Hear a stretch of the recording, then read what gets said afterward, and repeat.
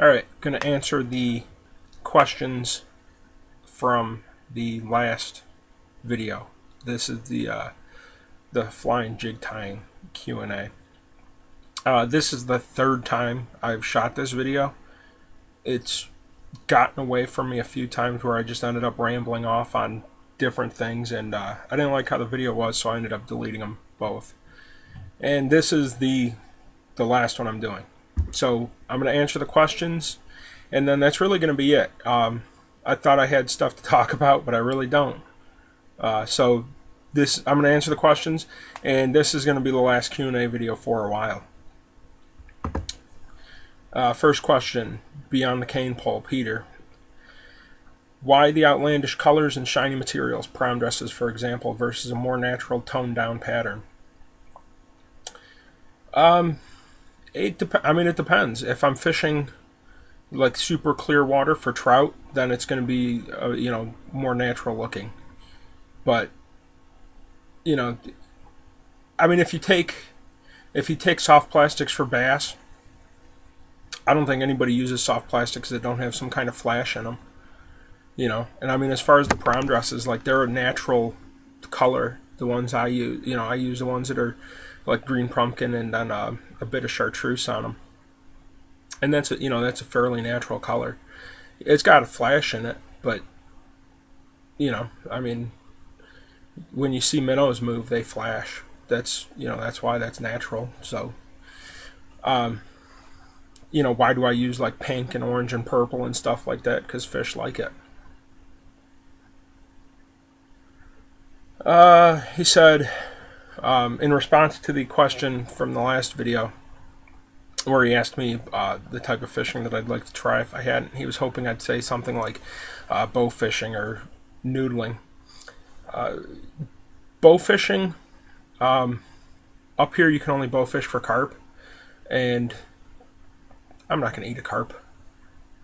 If I had to, I'd eat one, but I'm not going to go and catch a carp and eat it. There's plenty of other better eating fish that aren't full of mud.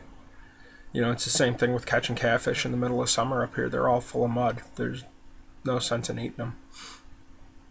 Noodling, there's no way I'm sticking my hand in something underwater and I can't see. If I don't know what it is, you know what I mean? I'm not sticking my hand in somewhere that there could be a snapping turtle or a beaver or anything else like that. If it was clear water and I could see what I was doing, I got no problem grabbing a catfish by the mouth. It's the snapping turtle or something else that might be in there. So, daily diesel dose. My thoughts on the paving of the canal pathway.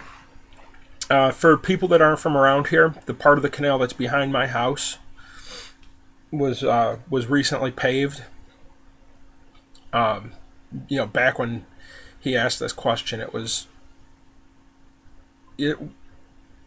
I think it was just started. Yeah, it had to have been just started because there was nothing. Nobody cared until they started it. Like, there was no public meetings or anything about paving it. They just went in and started paving it.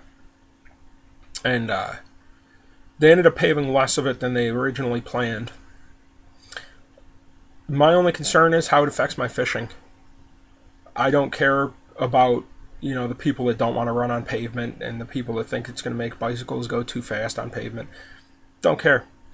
My only concern is, how does it affect my fishing? Is this going to make this area of the canal more crowded?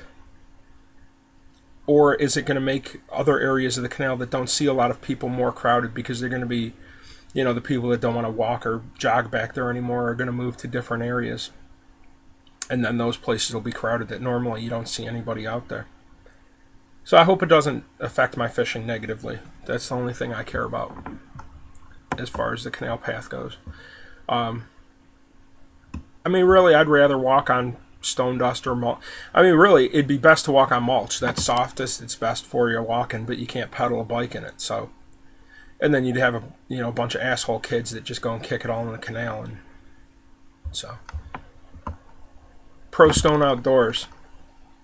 Have you considered tying large inline spinners or tinsel bucktails, pike musky baits? or considered molding and pouring any sort of soft plastics. The inline spinners, large ones, no. Really, because I don't really target pike and muskie very often, and when I do, I just use spinner baits or chatterbaits, something like that. The small ones I made, I never liked the way they worked as much as store-bought ones, so I stopped making them. If you made them bigger, maybe they'd work a little better, because maybe like when they're smaller, everything's got to be so precise, and when they're bigger, it's a little bit more like there's more weight pulling the blade or pulling on it, so it lets the blade turn easier. Might make it easier, might make them more effective. As far as like dressing the treble hooks myself, I'll do that. I'll take a Panther Martin or Maps or something and clip the hook off of it, and make my own feather dress treble or flash dress treble or whatever, and put that on there. So, if I was going to buy big bucktails or something like that for pike or muskie, yeah, I'd probably just buy them. I probably wouldn't mess around changing the hooks myself. If the bucktail was all torn up and the spinner was still good, I'd probably cut the bucktail off and retie it, or just throw it on a new hook or whatever. But as far as soft plastics, for bass, no, because I can get, I know a couple guys locally that pour custom baits, pour their own baits, so I can get any color that I need or want, and so I really don't have a reason to do it for that. I have thought about doing it for panfish plastics, but I don't use them that much. I'll just go and tie jigs instead. It's a lot to get into just for trying to make some new panfish bait to have fun with. So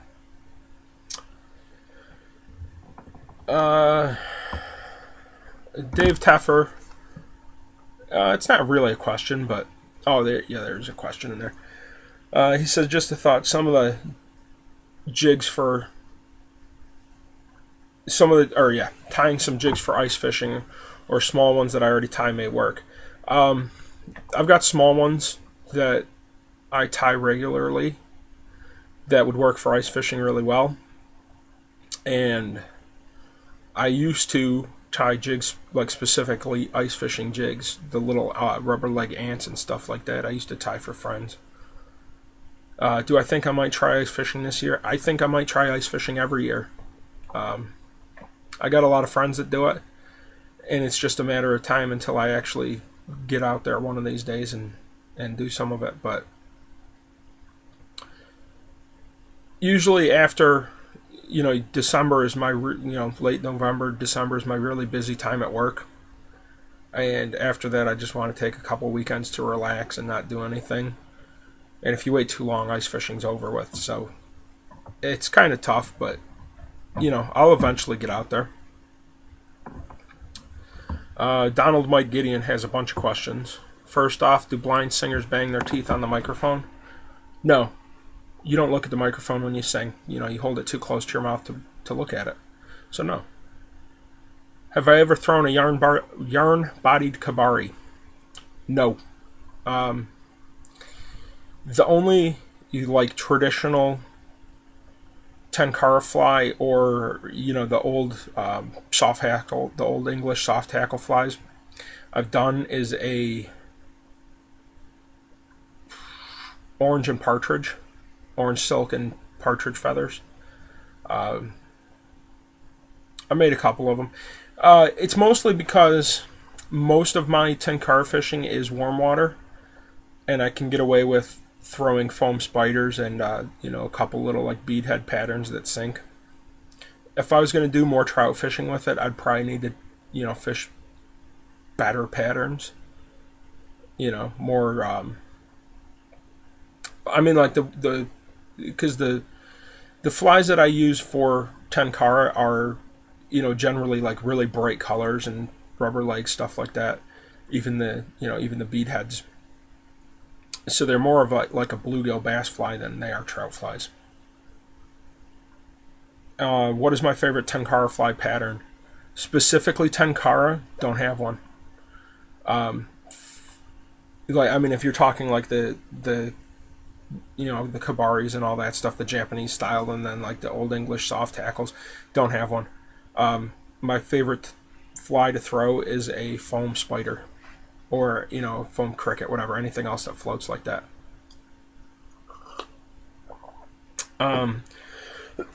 One more, and this is really kind of like what I was going to talk about in the tying, and in the what I wanted to talk about, and I really didn't have much enough to say about it, I guess. SOS 7979. As far as materials, what do you recommend starting out for someone who's just getting into fly tying? It depends on why you want to do it.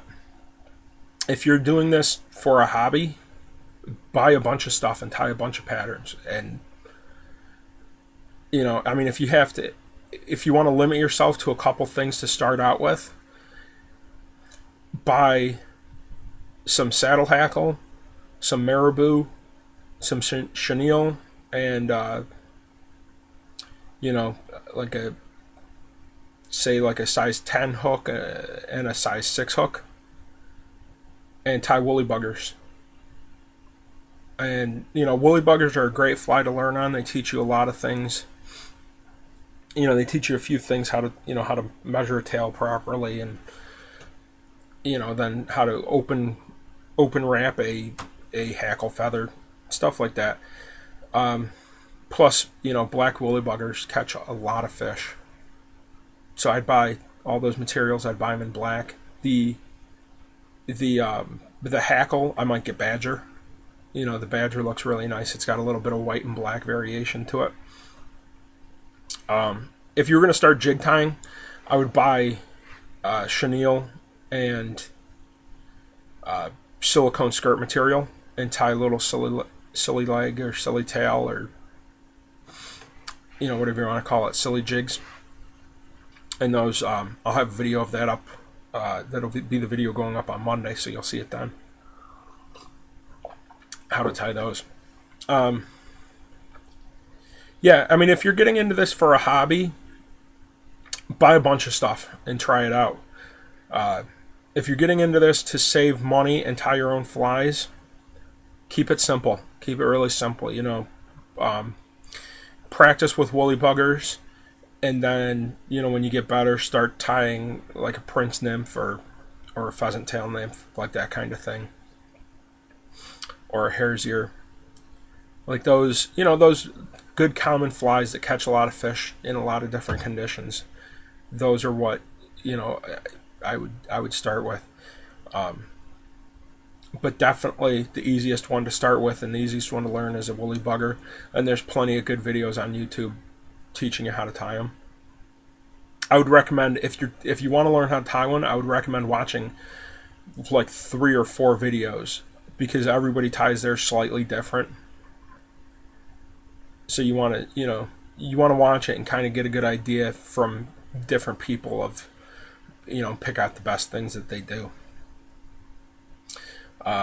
They used to, I don't know if they still do, but I used to be able to find packs that sold them enough materials to tie a dozen fly in one pattern, and it would tie it in. You could get woolly buggers, or you could get prince nymphs, or you could get I think you could even get egg sucking leeches,